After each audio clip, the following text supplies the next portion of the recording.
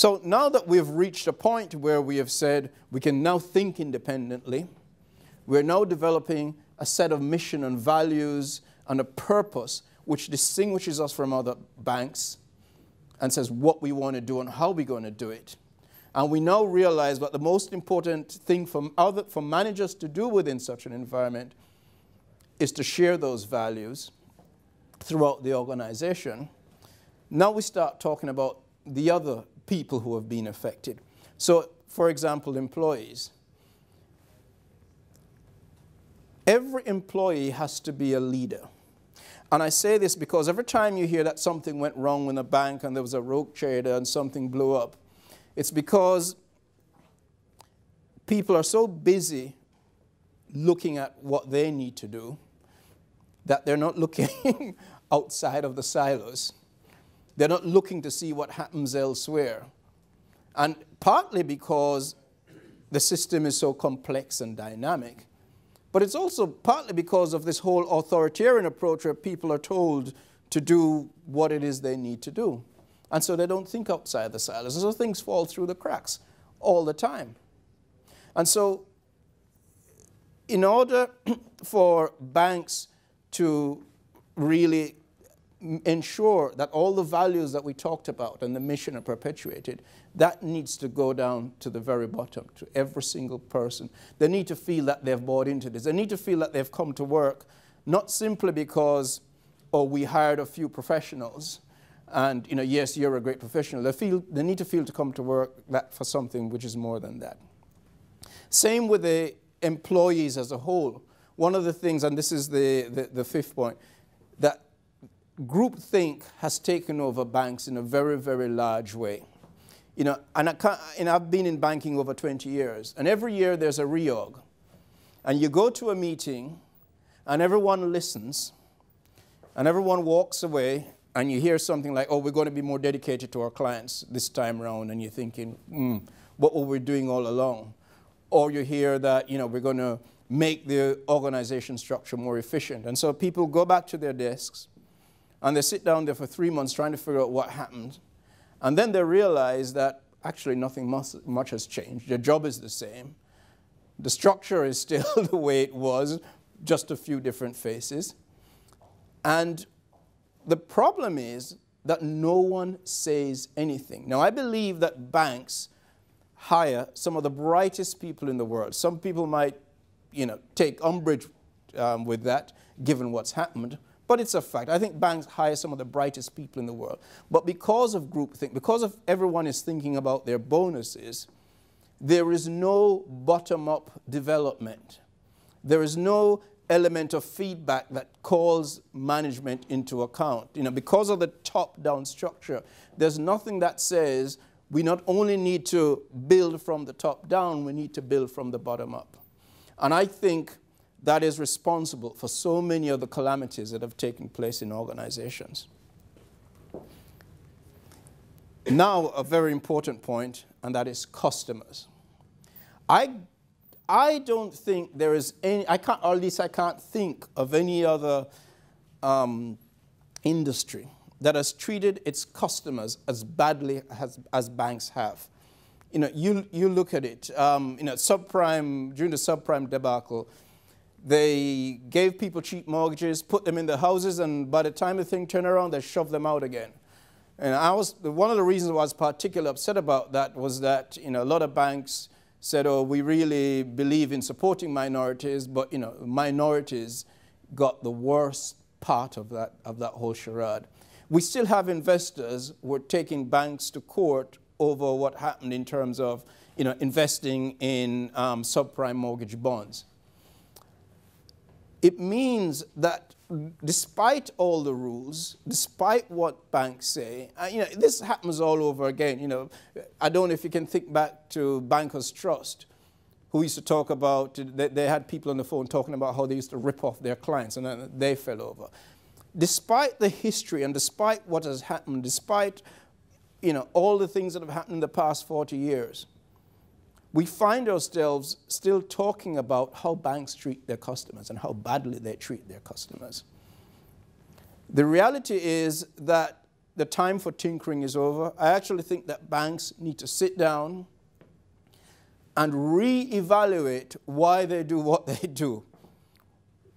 What is it about our customer business? What can we do about our customer business which says, we are different, here are our values, here are the things that we will do, and here are the things which we definitely won't do. We won't turn people out of their houses after we've just given them a mortgage within the last 2 years. I don't think banks have taken this seriously enough. I know they've put compliance in place, and they've put more rules in place, but they actually haven't sat back and said, everything that we've done so far has actually failed. We actually need to take a different approach. We need to take a fresh approach. We need to examine what it is we're for and what it is or why we're here for our customers. And with suppliers, it's a very similar thing, because the subprime mortgage crisis is really about suppliers. You had unlicensed brokers originating loans. You had monoline insurers who were supposed to insure literally the entire credit markets. You know, a small number of companies with low level of capitalization, they're supposed to insure the entire credit market. And we had the rating agencies. And of course, the rating agencies were lent upon to make sure that all these bonds that came from these unlicensed brokers and elsewhere, and that were insured by these poorly capitalized monoline insurers, were all going to be given AAA rating. The value chain within that structure was so poor, and that's one of the main reasons why the whole thing fell apart. And it's the key to this, and this is where the whole idea of your values being more important than valuations comes along. Because if banks had looked at the value chain which supplied them in terms of products and services, they would have realized that those cash flows that they were looking for would have never added up. And so it was the values that were wrong, and once the values were wrong, the valuations didn't mean anything. But all of this in terms of customers, suppliers, employees, managers, won't mean anything if we don't get the systems right. The systems and the organization structures within banks today are so complex that it's almost amazing that they don't fail more often. When NatWest had that big failure, a lot of people said, well, oh wow, this is surprising that a major bank had this breakdown. I actually thought that it's surprising that it doesn't happen more often. I remember being involved in one project where we're just moving a small amount of products from one system to another. And there were 60 downstream systems that were affected by that move. And that was just in a small part of the bank. I believe that the whole systems issue will undermine banks, both internally and within the industry, if they don't actually take it in hand to make it a major, major objective of minimizing and reducing the level of systems complexity, both in-house and within the industry. I think that's a major, major challenge for the industry. I've seen situations, for example, where one bank bought a business from another bank, and then they were unable to, this was announced in a newspaper and everyone knew about it, but then they were unable to book that business on their own balance sheet. Now, everyone thought that the business had moved. Even their auditors thought that the business had moved. But the fact of the matter is the business had not moved. All the papers had been signed, but the business couldn't move because the bank was, the other bank, the purchasing bank, was unable to book the transactions on its own balance sheet. And that just gives you the example of the type of challenges which are out there, which doesn't matter what values, doesn't matter how, if you get all the other things right, if banks don't get the systems and don't get the systems right by reducing the complexity, then there will always be real problems. And I can tell you that the big mergers that have happened post the financial crisis have not helped in the least bit.